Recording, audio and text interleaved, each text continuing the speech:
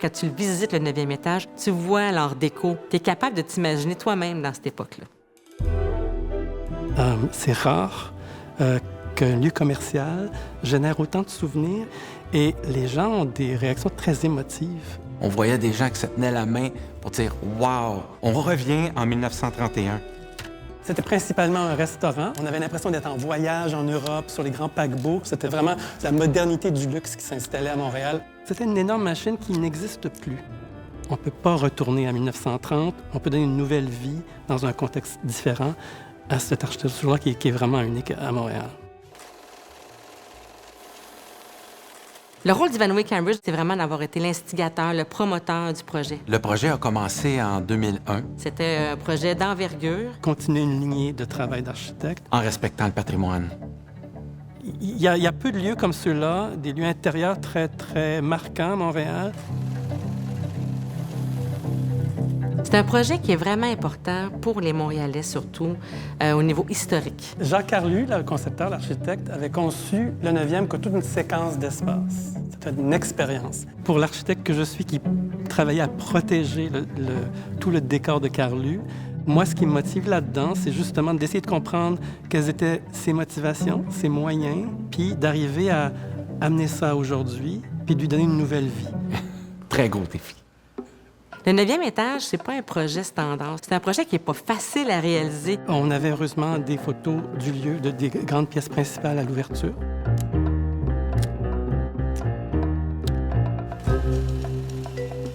En tant que chargé de projet, je suis comme le chef d'orchestre, mais j'avais les meilleurs musiciens. Puisque c'est classé, on essaie vraiment de recréer le plus possible le décor d'origine. Tous les plafonds sont refaits à grandeur de l'espace pour refaire l'électromécanique. Ces deux pièces-là, les deux salons privés, un qui s'appelle Or et Argent, il n'y a pas de luminaire comme tel, ce sont les murs et les plafonds qui sont lumineux. C'est vraiment l'exemple de ce qui fait la particularité de ce lieu-ci. Le plancher, c'est exactement la même essence qu'il y avait d'origine. On a restauré les banquettes existantes. On a conservé aussi la fameuse ellipse du passé. L'effet wow, selon moi, va être ici, dans la grande salle. Ici, les deux grandes fresques qui sont les éléments signatures de cette grande salle-là. Elles sont plus éclatantes qu'elles l'ont été depuis plusieurs décennies. On va restaurer aussi les 4 vasques. L'idée du voyage, l'idée d'exotisme, je pense, sera recréée. On va pouvoir revivre ça. Je pense que le plus grand défi, c'est ce qu'on voit pas. Dans les salles de bain, on a tout récupéré le marbre existant qui était sur place. On le replanie, on le repolie.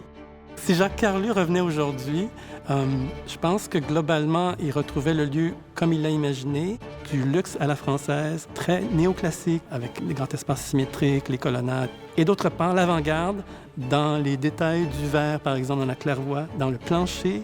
Ça, c'est vraiment l'aspect avant-gardiste de l'époque, qui est un dosage complètement unique ici. On a des surprises, on ouvre un mur, on ouvre un plancher, on enlève un fini, on découvre quelque chose qu'on ne savait pas été là.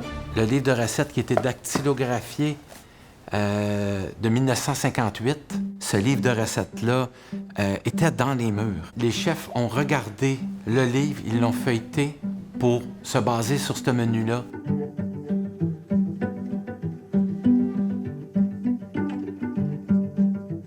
Le 9e étage est un espace extraordinaire parce que, justement, ça peut offrir beaucoup de possibilités. On a le restaurant L'Île-de-France, qui est vraiment un restaurant haut de gamme, mais abordable en même temps. On a aussi la grande salle où on peut faire autant des fonctions privées comme des mariages, que des spectacles, que de la danse. Il y a aussi un bar à cocktails qui se joint à ça. Alors, c'est vraiment un espace très polyvalent.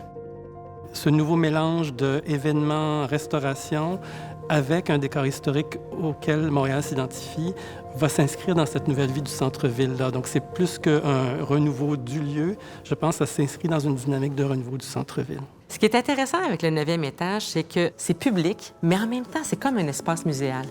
Et j'ai l'impression que ça va permettre aux nouvelles générations qui ne connaissaient pas le lieu de se faire des souvenirs. Quand je vois les gens qui rentrent ici, qui s'émerveillent, qui regardent tout ça, c'est magique. C'est vraiment un espace magique.